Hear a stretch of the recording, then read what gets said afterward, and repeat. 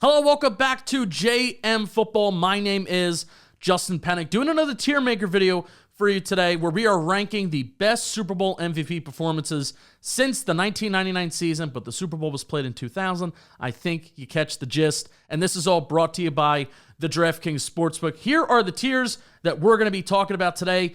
One, because you're a QB. This is mainly a QB-driven award.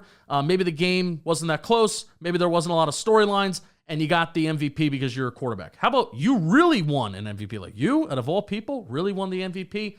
Somebody's got to win it. Somebody's got to go to Disney World every year, so somebody's got to do it. The team loses without you, and the MV of MVPs, the most valuable of the most valuable player award. Get it? Got it? Good. We're going to start off with Super Bowl 34. That is the Rams versus the Titans. St. Louis Rams beat the Tennessee Titans by a score of 23-16, and Kurt Warner won MVP that year. Now, 414 yards for Kurt Warner, that's a number that should pop off the screen. It's because it is a number that does pop off the screen, because at the time, Kurt Warner broke the record for the most passing yards in a Super Bowl game, and especially the most passing yards in a Super Bowl victory, which is the most important thing. Now, a connection that Kurt Warner has with Tom Brady is number 1 and 2 in the most passing yards in a Super Bowl game.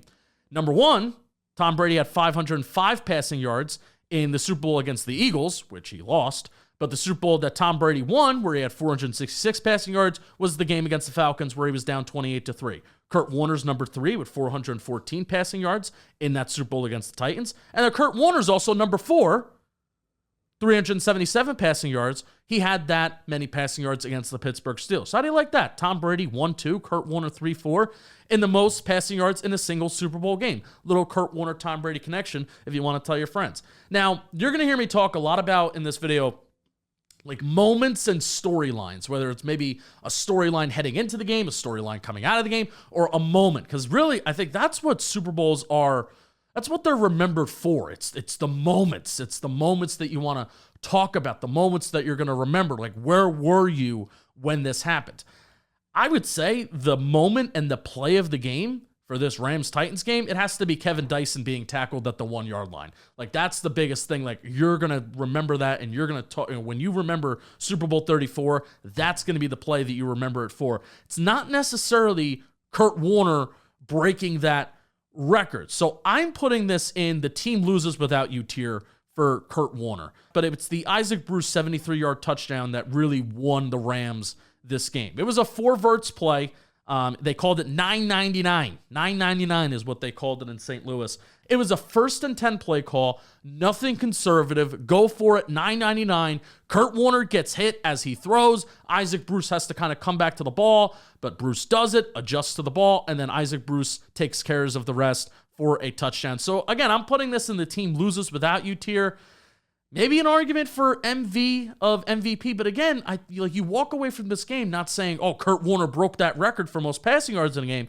You walk away from the game moment-wise and historically saying, oh man, Kevin Dyson was a centimeter, an inch away from tying this game on the last play from scrimmage on the game. But team loses without you tier. I don't feel like that's disrespecting Kurt Warner. Let's move on to 2001.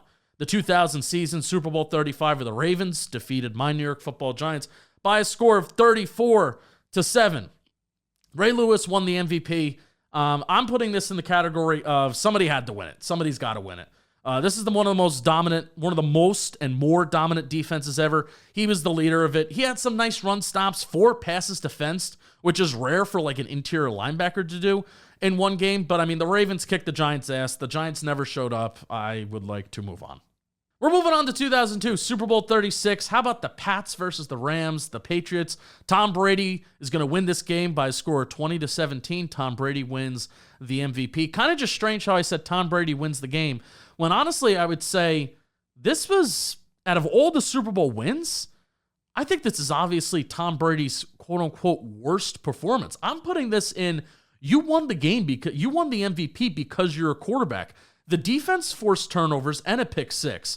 Ty Law, who future Hall of Famer, I think Ty Law had a stat line of 7 tackles, 1 pick 6, a pass defense, and a tackle for loss. I'd say he had a good case for MVP in this game. But Brady did have a game-winning drive to end the game. Vinatieri had a great 48-yard field goal to end on what was a very, very high snap. Great adjustment there. Running the ball was more efficient than throwing the ball for the Patriots in this game. Now, Tom Brady did have a sick throw to David Patton at the end of the first half. Was sick. He did kind of like this little pump fake. But compared to some of these other Super Bowl performances for Brady, I would say this safely belongs in the one because you're a QB. He went 16 for 27, 145 passing yards, 1 touchdown, only took 1 sack. So really didn't turn over the ball at all. But this was a pedestrian Super Bowl performance for Brady. But he gets on the board, gets his first MVP, gets his first Super Bowl, and the dynasty kicks off. All right, let's go on to 2003, the 2002 season, Super Bowl 37. The Raiders versus the Bucs. John Gruden gets his revenge, and Dexter Jackson is going to win MVP. And at this point, I'm not sure how many other people I'm going to put here, but you really want MVP? That's where Dexter Jackson's going. Yes, he had 2 interceptions in the Super Bowl, so that's impressive. But Dwight Smith had 1 more tackle than Dexter Jackson. He also had 2 interceptions. But not only that, Dwight Smith had 2 pick sixes, 2! And he didn't win an MVP? A Super Bowl record, might I add. The NFL also made a list of the top 50 Super Bowl performances about a decade ago, and they put Dwight Smith as number 24 all time. Granted, the game was already 27-3 before Smith got any of his interceptions, while Jackson got both of his in the first half. But if someone is going to break some sort of statistical Super Bowl record on defense without anybody on offense standing out, especially the quarterback, just give him the Super Bowl MVP. It's that simple for me. Dwight Smith should have been Super Bowl MVP of Super Bowl 37, not Dexter Jackson. I'm moving on to Super Bowl 38. All right, let's move on to the 2003 season. The Super Bowl 38 was played in 2004. Panthers versus Patriots. Patriots come out on top, 32-29, and Tom Brady wins MVP. Now, here we go. This is where the Tom Brady magic really begins in the month of February. Super Bowl 38, one of the more electric Super Bowls of all time, and especially at the time, there was a ton of blowout Super Bowls besides the last Super Bowl that the Pats were in, and then the Rams-Titans game in the year 2000. I feel like the Patriots winning this game in kind of the fashion that they did, Brady winning again, he was incredible in this game, Adam Vinatieri with another game-winning field goal as time expires. It became one of those, wow, you can't make it up moments. And that's like always like the storybook endings. As a Giants fan, I'm going to talk about a couple storybook endings. Like those are moments and memories that like you feel like you just can't script it. You can't script it any better. And in terms of Brady hero moments like in his Super Bowl career, I don't know, this probably does not take the cake, but I'm definitely still putting this MVP performance in the team loses without you tier. Like undoubtedly 100%. The throw that Brady made to Deion Branch down the field with 40 seconds left in the first half was just sick. Just hit him in stride, and the arm strength makes you go, wow, especially when Brady wasn't really known for the overt arm strength, right? Only thing that doesn't make this the MV of MVPs, there was a bad interception that was thrown in the fourth quarter. The Pats were up 21-16, driving down the field, looking to make it 28-16. But Tom Brady, as he's getting hit, bad red zone interception, gets the Panthers back into the game. Now, in a way, I'm glad he threw that interception because we kind of led to this amazing ending. But I'm still going to hold it against Tom Brady because you can't make that mistake. But at the same time, I'm glad that he did because it gave us the good ending. Get it, got it good. Tom Brady, this Super Bowl performance, Super Bowl 38 MVP performance gets you in the team loses without you category. He threw for 354 yards himself. Going on to 2005, we're talking about the Pats again. Going to be talking about the Patriots a lot. As I was doing prep for this video, I kind of got tired talking about the Patriots because they won a lot of Super Bowls. They were in a lot of Super Bowls. 2004 season, Super Bowl 39, Patriots versus Eagles. Pats came out on top 24-21, except Deion Branch won MVP. He had 11 catches on 12 targets, 133 yards, no touchdowns. Now, this is back-to-back Super Bowls where Deion Branch is a standout. Had a really standout game last year against the Panthers as well, except this time, he gets the MVP. Like I said earlier with the Bucs Super Bowl and Dwight Smith, if a QB doesn't have a complete standout performance and somebody else breaks a Super Bowl record, I think they have a great case for MVP. And Deion Branch tied Jerry Rice and Dan Ross for the most catches in a single game in a Super Bowl. So I'm going to put Branch's MVP in your team doesn't win without you. He had over half the team's receiving yards, and no other receiver had more than 3 catches. Deion Branch, Super Bowl MVP, Super Bowl 39. I hope he never has to buy a drink in Foxborough ever again. I think he should be, maybe he is. Comment down below. I think he should be more of like a folklore hero when it comes to the New England Patriots. Like those back-to-back Super Bowls that he had were incredible. And he was a short guy. Deion Branch, 5'9". How do you like that? All right, let's move on to Super Bowl 40, the 2005 season. The Seahawks and the Steelers. The Steelers come out on top. Hines Ward wins the MVP. Now, probably the funniest thing to come out of this game is that Hines Ward had as many receiving yards, 123, as Ben Roethlisberger had passing yards, 123. Well, how is that possible? How can they have the same amount if other receivers caught the ball? It's because Antoine Randall threw a 43-yard touchdown to Hines Ward in the second half. Pretty sure that sealed the game for the Pittsburgh Steelers here. I love Hines Ward, and the touchdown was huge. It was huge in the game for the Pittsburgh Steelers, helped them clinch the game. But I'm going to put Ward in the somebody has to win it category. I mean, the more impressive part of the Hines Ward touchdown is the fact that Antoine Randall kind of threw that ball. He was kind of known for doing that. Him and LaDainian Tomlinson in like the 2000s were throwing footballs down the field. I think Randall was way more accurate. Randall was also a pretty decent receiver too as time goes on. I think isn't he a coach for the Detroit Lions now? That's kind of fun. So, yeah, he was known for being a good wide receiver. He threw the ball, threw that passing touchdown to Hines Ward. So that was the more impressive part of the play, but you got to give Hines Ward the MVP. He had a pretty good stat line. Somebody's got to win it. Hines Ward, Super Bowl 40 MVP. We move on. Somebody's got to win it. All right, 2007 Super Bowl, 2006 season, Super Bowl 41. The Colts defeated the Chicago Bears 29-17. Peyton Manning won an MVP. This is a clear you won it because you're a QB. After everything Peyton Manning went through to get us to a Super Bowl and then win it, very little chance you weren't going to give it to him in a victory. This is the first Super Bowl in NFL history where it kind of rained from start to finish, so the passing game was not a factor. The Colts had 3 turnovers. The Bears had 5, which I wonder if that's the most combined turnovers in the Super Bowl, at least since 2000. I definitely know that it is. The Sheriff gets his big win. Got to give him the MVP. I don't have a problem with it, but this is a clear you won it because you're a quarterback. Here we go. Super Bowl 42, 2007 season. The Giants and the Patriots. My New York Football Giants defeated the 18-0 New England Patriots by a score of 17-14. And Eli Manning, I want Eli in the Hall of Fame. You're going to find out the decision tonight. The day that you're listening to this, you're going to find out today whether Eli Manning is going to be a Hall of Famer or not. I certainly hope that he is. I would love that. That would be like the only good thing to happen to my football team this calendar year, or even, this football season, the calendar season of the football season, so you will.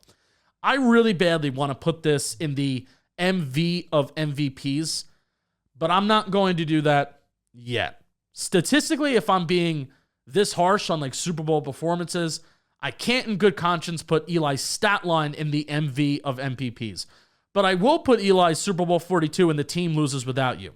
I think this game provides the best play in Super Bowl history.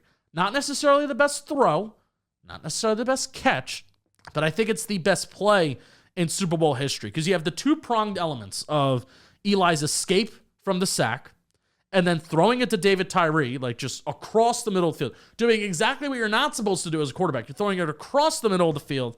I think it makes it the greatest play from start to finish in Super Bowl history. The helmet catch is the more improbable part of that play, and David Tyree, I would say even David Tyree had a good argument for MVP himself. He also had a touchdown catch earlier in the fourth quarter to make the game 10-7. I mean, if Eli takes a sack or if Tyree kind of drops that ball, I think the game is over. So Tyree did have an argument for MVP of that game. So Eli's stat line doesn't stand out at all, but beating Brady, the 18-0 Patriots, the legacy of the helmet catch, puts Eli Manning in the team loses without you tier. He also threw the game-winning touchdown to Plaxico Burress on an end zone fade, a play that usually doesn't have a high success rate. The ball stayed up in the air forever, but it landed in Burress's arms with 35 seconds left. I consider this day to be the greatest day of my life, and I became a Super Bowl champion. So did Eli Manning, and I'm putting this Super Bowl 42 MVP performance in the team loses without you category. Kick rocks if you disagree. All right, next Super Bowl, the 2008 season. Super Bowl was played in 2009. Super Bowl 43, Steelers-Cardinals. Steelers come out on top, 27-23. How about San Antonio Holmes? This is easy for me. The MV of MVPs. 2 years in a row where the game-winning touchdown was scored with 35 seconds to go, by the way. Stats that exist but don't matter. An incredible all-time Super Bowl that had a ton of moments. And then again, like moments and memories and what sticks out from a game, I think matters in this tier list. Has to be a top 5 game of all time, this Cardinals and Steelers game.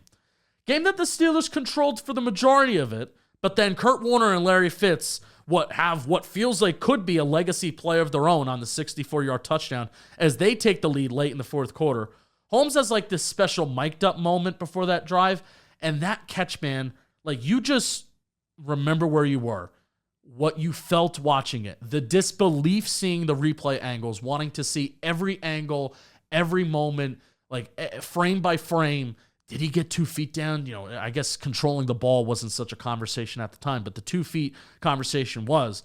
The disbelief of seeing the replay angles, catching the ball in the exact spot where it had to be thrown to, on his tippy toes, extension, over 3 defenders, just full on freaking awesome.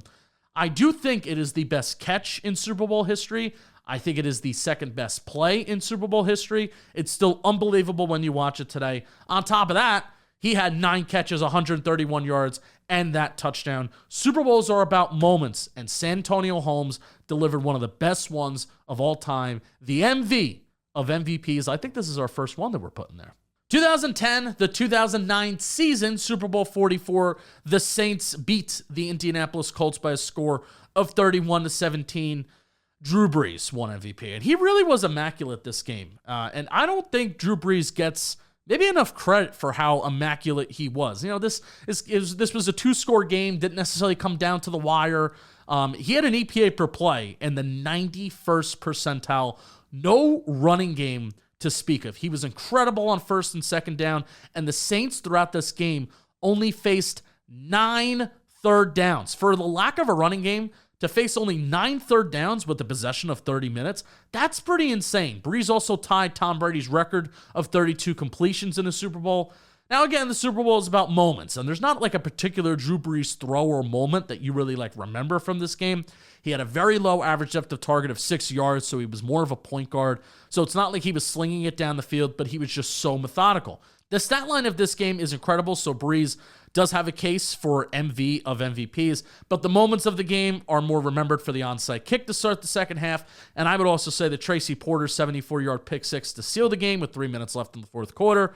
I'm confidently, though, putting Brees in the team loses without you tier, with me feeling kind of slightly bad about not putting him in the MV of MVPs, but again, I'm kind of leaving that tier for those close games and moments, and Brees didn't necessarily have that moment. I would put Brees as kind of the third storyline coming out of this game, along with, hey, the city of New Orleans and Katrina and winning for the city. That's awesome stuff. But the onside kick being number 1, Tracy Porter having the 74-yard pick six is number 2, and then Brees' methodical game kind of comes out as the third storyline, but definitely a deserving MVP for Drew Brees.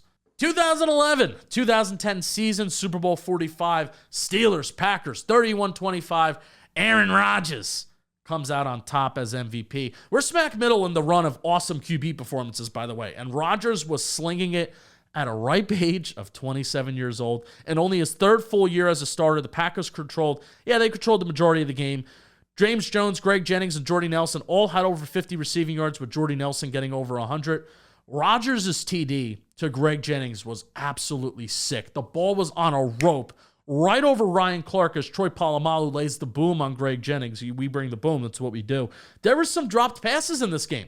James Jones early in the third quarter, Donald Driver and Charles Woodson get hurt in this game. So this is kind of on Aaron Rodgers to carry. Now, going back and watching this game, watching the highlights of this game, and just seeing Rodgers in his prime and just seeing how he moves within the pocket, and just the arm angles and the velocity and how fast that ball's coming out of his arm, it really is special, and it was electric how special his arm was. It was a treat during this exercise. Came down to a stop that the Packers defense needed to make for them to win the game and seal the game, but without MVP Aaron Rodgers, they're not winning the game, so I am putting Aaron Rodgers safely in the team loses without you tier.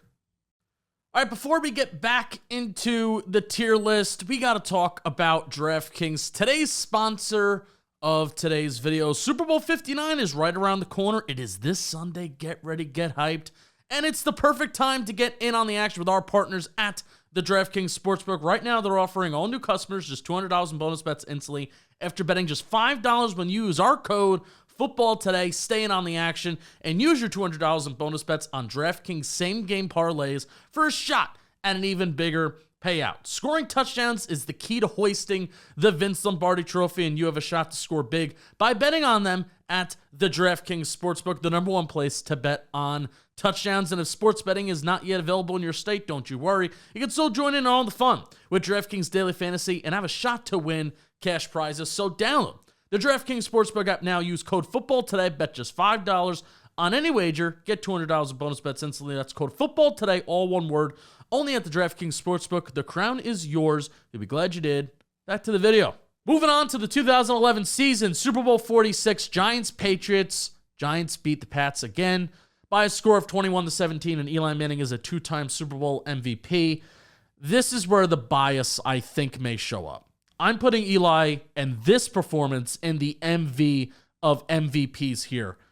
The greatest throw in Super Bowl history. 38 yards. Which probably air yard wise, because Manning is standing in the middle of the field. And I'm talking about the Eli Manning to Mario Manningham fourth quarter throw on the left sideline, right? 38 yards, I think it goes down in the stat book. But air yards, it's got to be a little bit more because he's throwing like across the field. Eli is standing in the middle of the field. You got Vince Wilfork right in front of you, standing in the pocket, does not throw it off the back foot, stands in that pocket. Manningham has two guys covering him, and Manning places that ball right in a breadbasket over the shoulder. The ball was too perfect for Mario Manningham to drop. He gets 2 feet down. Eli Manning was 80th percentile in EPA per play, which I like looking at the EPA per play stuff. Don't shoot me, don't kill me. But 80th percentile in EPA per play, Eli Manning was in that game. And again, like moments. I consider that play, maybe the greatest play in Super Bowl history is Super Bowl 42 and the helmet catch from start to finish. But I think the greatest throw in Super Bowl history is that play. The Big Ben throw to Santonio Holmes just a couple years prior, absolutely incredible, right? But that was inside the red zone. Again, like they were both incredible. I feel bad kind of even separating. And I think the separation is so razor thin, and I'm a Giants fan. I'm going to be a little bit more biased towards Eli Manning. But I just think the difficulty to throw that ball to Mario Manningham when the shadow of the end zone's right behind Eli Manning. You know, Big Ben's like, all right, I know I need a touchdown here. I'm going for the kill. I'm going for the touchdown. You didn't necessarily need to throw the ball 38 yards to kind of start that drive, but Eli Manning does, sets the Giants up for success on that drive. What becomes the game-winning drive where Ahmad Bradshaw is going to fall into the end zone. The greatest throw in Super Bowl history, Eli Manning, and I do think in terms of this game, like he was not carried by his defense in 2011. He had a terrible offensive line, a terrible running game that only kind of picked it up in the playoffs. This was a much better Eli Manning MVP performance, second time around, second Super Bowl run, MV of MVPs, Eli Manning. Speaking of awesome MVPs, how about Joe Flacco, Super Bowl 47, the 49ers and the Ravens, where the Ravens came out on top 34-31. A miraculous playoff run was capped off with an 89th percentile EPA per play performance on the world's biggest stage. But in terms of moments, what do you kind of remember about this game? I remember Jacoby Jones' kick return and the lights going off. I don't necessarily remember any Joe Flacco throw or moment outside of just the entire postseason being special for him. This isn't a postseason performance list here. It's just a Super Bowl MVP performance list here. So Flacco was very accurate. He had an average depth of target of over 10 yards, which is really impressive. So I think, again, a really good Super Bowl performance from Joe Flacco winds up being a close game at the end, which adds drama.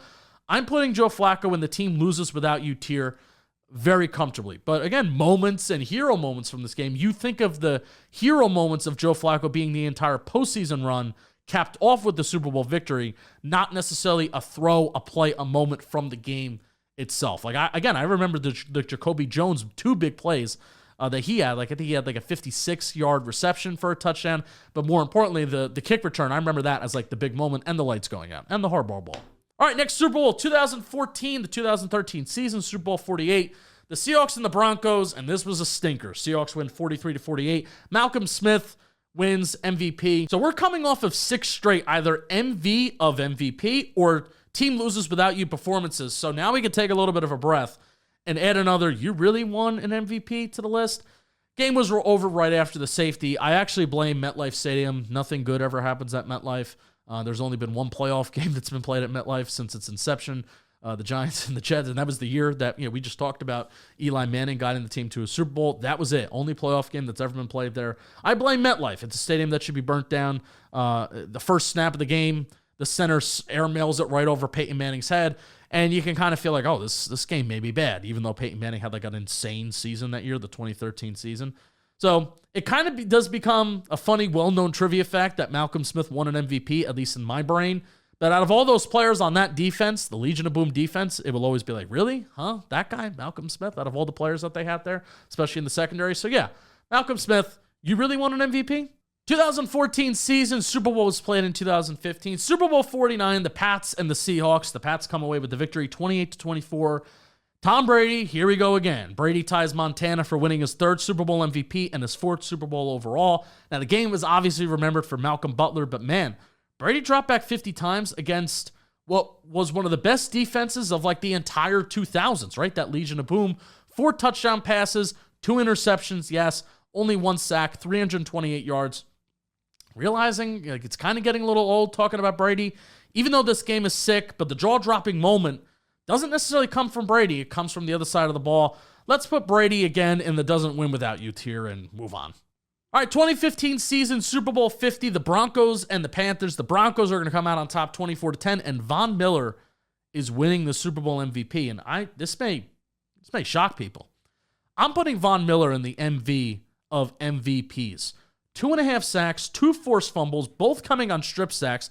The first strip sack led to a touchdown for Denver, and the second strip sack helped seal the game, helping send Peyton Manning, the sheriff, riding out into the sunset with his second Super Bowl victory. Von Miller was dominant, man. Dominant. Now, this game was not sexy. This had terrible quarterback play. Like Peyton Manning was terrible and Cam Newton was not very good. But large part, Von Miller just took over this football game where he dominated the game. Like they needed Denver. Like Denver needed their defense to show up and play. Panthers were favored by 5 points. They covered and then some. PFF had, I think, a total of 8 total pressures, hurries, sacks, hits for Von Miller in this game, which is crazy, which is insane. I believe they also had 8 total pressures, hurries, sacks, hits in the conference championship game too, and PFF doesn't count half sacks, so they wound up giving Von Miller 3 sacks for the Super Bowl. Also had 3 sacks in the conference championship game against the Pats. So he almost had similar stat lines between the conference championship game and the Super Bowl. So Von Miller was just on something, man. Helped really push forward. And I think like this is where like the Von Miller Hall of Fame legacy, it's not cemented. You still need to have a long career, but this is like, oh, this guy can be a Hall of Fame player. And I do think Von Miller is going to be a Hall of Famer, but this is where like you're going to be remembered. I dominant. You don't necessarily remember this game for like a specific moment, so I'm kind of breaking my own rule here. You don't really remember for a specific moment or memory, but because of how dominant he was and how he took over this football game on a snap-in, snap-out basis, I give him the MV of MVPs. It's rare that you've ever seen a defensive player control a game like Von Miller did here. So I'm giving Von Miller, putting him in the MV of MVPs tier. All right, 2016, Super Bowl 51, Patriots, Falcons, 34-28. We're talking Tom Brady again, and this is the MV of MVPs. 28-23, it's the greatest comeback in Super Bowl history. I don't think there's any argument, man. This might take the cake as like the greatest performance in Super Bowl history. Brady finished 43 of 62, 466 yards and 2 touchdowns, beating out James White and his 3 scores for the award. Now, for some reason, I do remember watching this game. Out of all the things that happened, 28-3, and the flag, the flag that you see in everybody's rooms and whatnot, the screenshot of the score bug. I remember watching this game and feeling like James White had a good chance of winning MVP. 14 catches, 110 yards, and a touchdown, along with 2 rushing touchdowns. He did only have 29 rushing yards. So in a way, I do subconsciously want to put this Brady MVP in the won it because you're a quarterback. I feel like that would be crazy. All right, you know what? I'm going to do it. I'm making a change. And I want you to comment how crazy that is. So I'm moving Tom Brady's 28-3 comeback. I'm moving that away from MV of MVPs, and I'm moving it to you won it because you're a quarterback, because I want James White to win that MVP.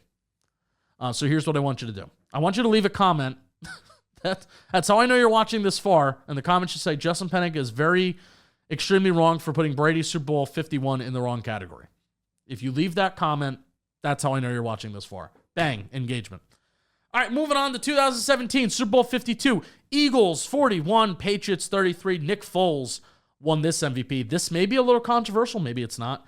I'm putting Nick Foles in the MV of the MVP tier. This Philly special backup QB, it was the first time it was done in this fashion since Jeff Hostetler with the Giants. But Foles was like a legit driving force in this game versus Hostetler, who was mostly a passenger in that Giants Super Bowl run back in 1990. 3 touchdown passes, a receiving touchdown, almost 400 yards, and an EPA per play in the 91st percentile.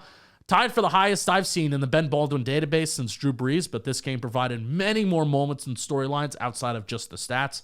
The underdog Eagles, again, the backup QB, Philly special, finally bringing a Super Bowl home to Philadelphia, taking down Brady, and the MVP performance was exceptional. In 43 dropbacks, didn't take a single sack, which is incredible, and was also 10 for 16 on third down. Storylines and moments. The Nick Foles MVP performance has what it takes to be at the top. Nick Foles, MV of MVPs. All right, moving on to 2018, 2019, the Super Bowl was played. Super Bowl 53, the Patriots 13, the Rams 3. Julian Edelman, good stat line. He had 10 catches, 141 yards. I'm putting this as somebody's got to win it. This kind of goes down as one of the more boring Super Bowls that we've seen over the last couple years. Good, like I said, good stat line for Julian Edelman, but somebody's got to win it. Julian Edelman won it. 2019, Super Bowl 54, 49ers 20, Chiefs 31. Patrick Mahomes wins his first MVP. It's the rise of Patrick Mahomes. I'm putting this in the won it because you're a QB. Now, he did help orchestrate a 10-point fourth quarter comeback against the 49ers defense. 2 touchdowns and 2 picks overall in the game. It was one of those games that I remember people like arguing, was this a good game? Was this a bad game? And kind of expecting more, but I don't remember any specific like Mahomes moments. So Mahomes, especially with the 2 interceptions, you won it because you're a QB and you're Patrick Mahomes. 2021, Super Bowl 55, 2020 season, the Chiefs 9, the Bucks 31. Tom Brady wins MVP. Again, I'm putting this in the won it because you're a QB. This was a blowout. The pass rush controlled the game on the Tampa Bay side. Patrick Mahomes was running for his life. Brady proves that he doesn't need Bill and the Pats to win, which is awesome for him. I remember watching Tom Brady this season where that Pats team in 2020 was not perfect. I think they went 11-5. They kind of had like a slower start, but they finished really strong. And that defense was really, really incredible. I think Shaq Barrett was on that team. He was a really good pass rusher for them. So the Chiefs, this was a blowout. Tom Brady, you won it because you're a quarterback, and storylines. 2021 season, Super Bowl 56, Rams 23, Bengals 20. I'm putting Cooper Kupp in the you really won an MVP, and I feel kind of dirty with that because I like Cooper Kupp and he did have a really good game. But even like I mentioned Von Miller in the Super Bowl. Von Miller and Aaron Donald had 2 sacks each, but this really should have been Matthew Stafford. I understand, he had 2 picks himself, but he led the team to a victory. The no-look pass he threw to Cooper Kupp was so sick, and that's like a memory that does stick out in my head for a Super Bowl that was close like this, like Rams 23, Bengals 20. This game doesn't go down as like an all-time game, but that no-look throw, to me, it does go down as one of the best Super Bowl throws that I've seen, and he did it in a key moment too, so I think Stafford deserved this one, and I am going to, unfortunately, I like Cooper Kupp, but I'm giving him the you really won an MVP award. This should have been Matthew Stafford. All right, the last 2 Mahomes Super Bowls go into they lose without you tier. Now, I'm very close, Mahomes in 2022, to putting him in the MV of MVPs. His EPA per play was absolutely phenomenal. I think it was like 95th percentile, which is the highest in the Ben Baldwin database.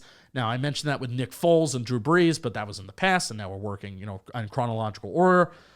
So, again, the back-to-back Mahomes Super Bowls, they go into the lose without you tier, much closer to putting Mahomes in 2022 in the MV of MVPs, but that game had a lot of controversy surrounding it and whatnot, so that's how we're going to end off the video. He was really surgical in last year's Super Bowl, leading the team to a comeback. I just don't think in terms of historical, we're measuring this against Holmes and Manning and, I guess even Von Miller in a way, and Tom Brady's 28-3 should be in that category, but I'm testing your engagement. I'm testing your retention to see if you're watching.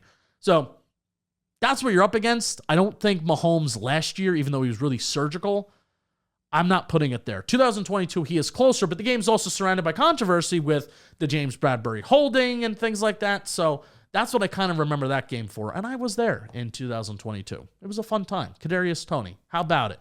Thanks for watching. Like, comment, and subscribe. This video probably went longer than I intended it to. I hope you enjoyed it. Maybe going down victory lane. Maybe going down memory lane for a little bit. Comment what you agree with, disagree with. Who would you put where? What am I right? What am I wrong about? Always want to hear people's opinions. Peace. Thanks for watching.